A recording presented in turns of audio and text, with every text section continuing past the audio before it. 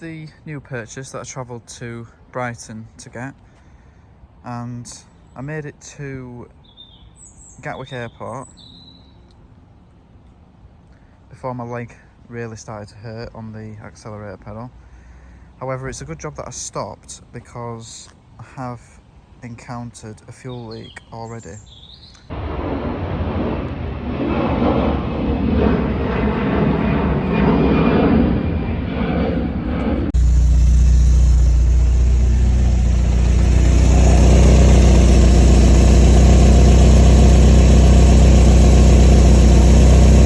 So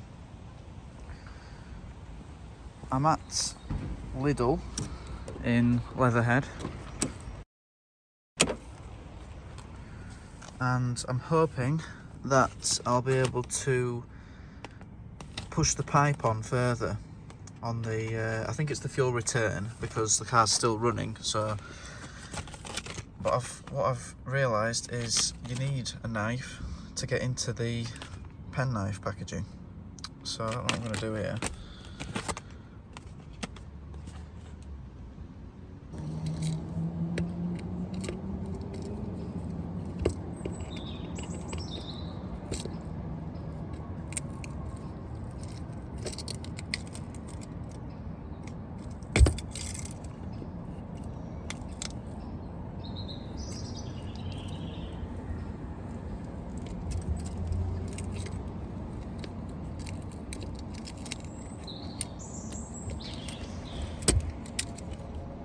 What is going on here? Hopefully I can move this further up the pipe to a point where the rubber hose isn't leaking. If I can loosen this Jubilee clip enough. I'm not liking the fact that it's spurting out though, it looks like it's pressurised.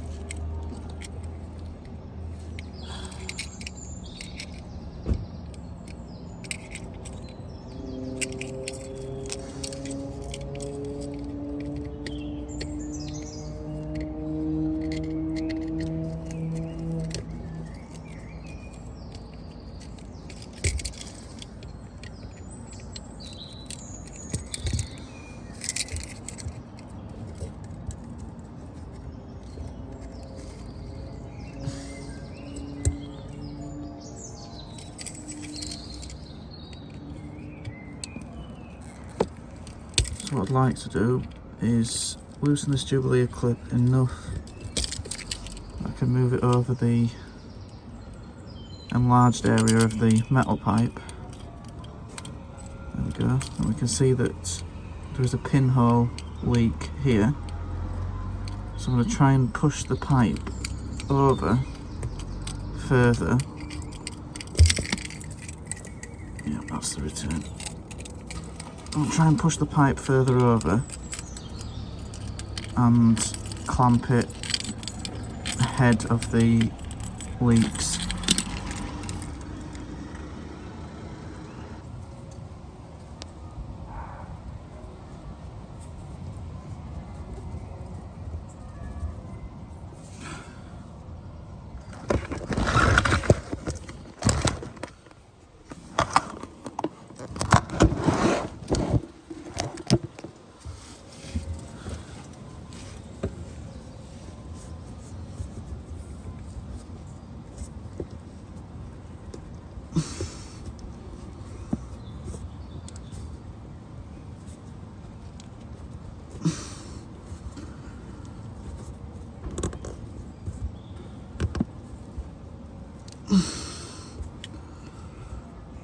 Probably sound like a bit of a drama queen, but I was lying on the ground in the car park with my arms quite far stretched out. It wasn't easy to manage with one hand most of the time.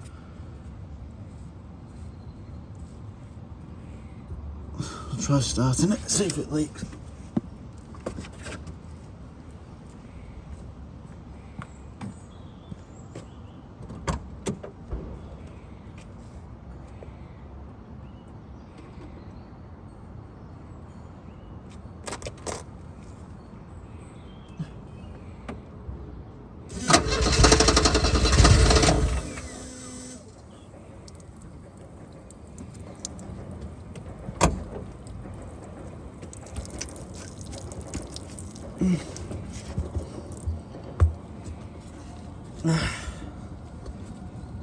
Okay, that was not a good idea. I think with that pipe getting blown off then, we can see what the issue was. The end of this pipe here, which isn't metal, I think it's plastic, it might be metal, appears to be sharp rather than having the usual smooth rounded area where you push the pipe onto.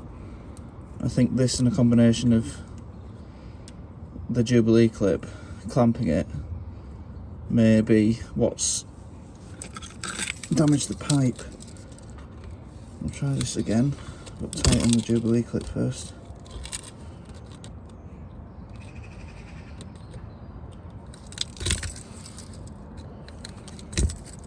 Oh, this is fun.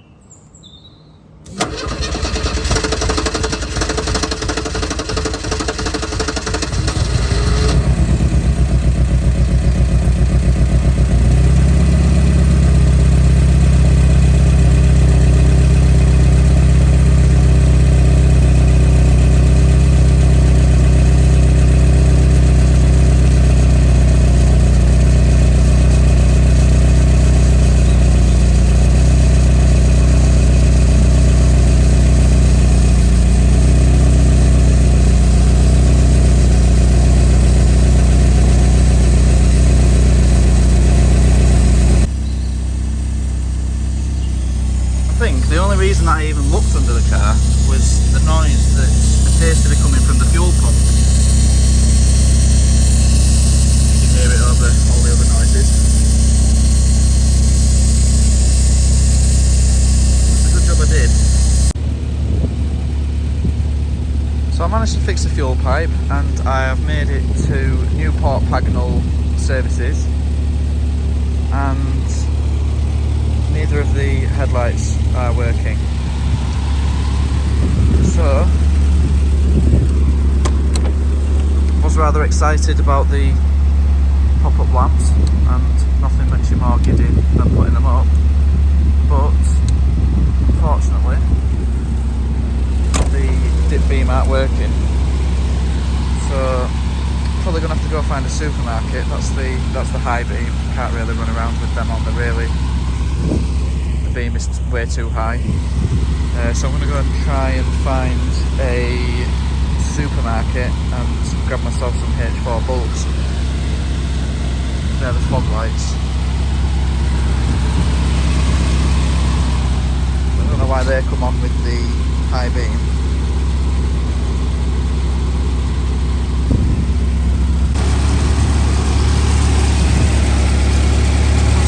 choice might be high beam, because I can't actually see how you access the bulbs to change them.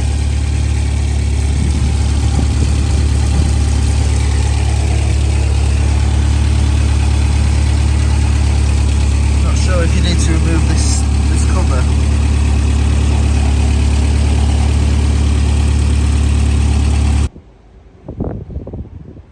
So it's another 2 hours to get back from here. I'm going to leave the headlights for now. I'm probably just going to use the high beam and just try and get back. It is absolutely killing my right leg driving this car. I don't know if it's the driving position or what. I can't lift the seat. The seat does move forwards and backwards, and you can move the rear part of it, but I think my leg is twisted when I'm pressing the pedal, and it's just agony. It's really, really horrible. Otherwise, it manages to cruise at 70, no problem, but there is a bit of a bang on the passenger side of the car. I'm not sure if it just feels like there's no suspension on that side, so I'm not sure if that's a bush or something related to the strut. It's tracking perfectly straight, so I'm not too concerned as per getting home, but I'm just hoping that there are no more issues. Right, I appear to have figured something out. So that being a blue light made me think it was related to the high beam, and what was happening, there was both these lights on. So as soon as I turn the headlights on, which you can, as soon as I turn the headlights on, so flick this button, if you flick it down once, the inside instrument panel lights come on, which you can't see because I've got my torch on, but you press it down again, so just like another little click, and the lights come up.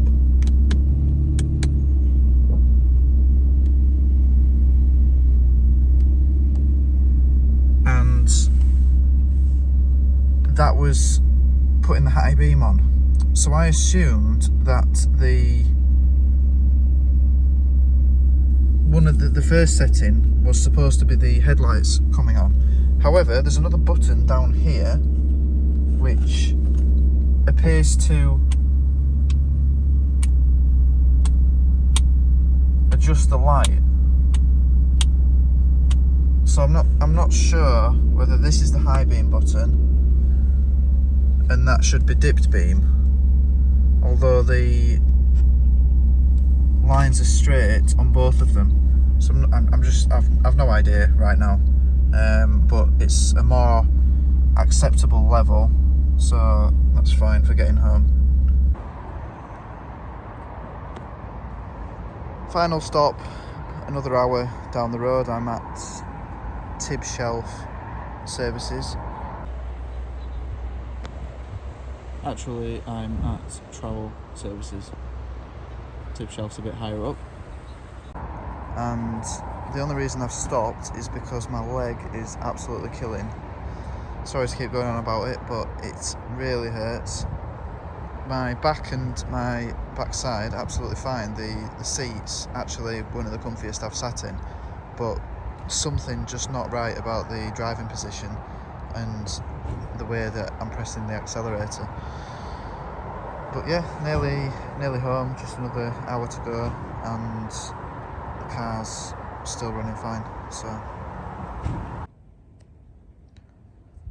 finally made it back to goal, approximately 7 hours after setting off, which is a new record. That's the longest 250 miles that I've ever done.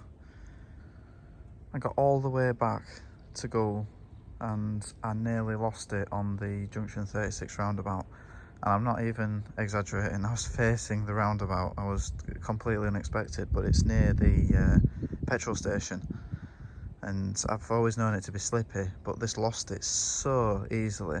So clearly no traction control, or rather obviously no traction control, just lost it so easily. I would like to apologise to anyone on the M1 and M180. The lights probably were high beam, so I'm confused by the switches. I'm thinking that both the dip beams are out and I need to change the bulbs, and that's why they're not lighting up on the first setting.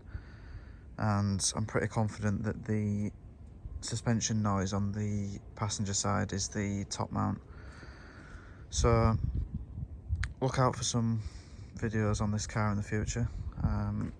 Hopefully I can manage driving it on short journeys, but unfortunately it looks like long journeys might be a bit too much for my leg. I've no idea what the reason behind it is, but it's too much of an issue to be driving longer than an hour even.